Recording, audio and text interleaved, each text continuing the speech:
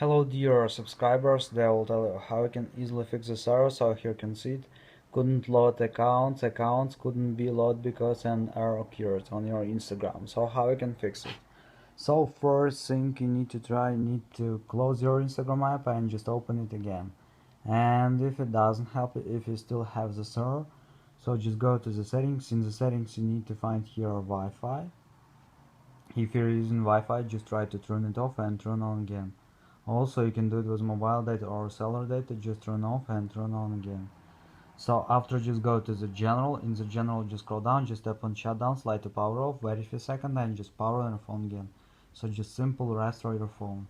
And also you can try to update your Instagram. So just go to App Store, just go to search tab. In search tab, just write Instagram.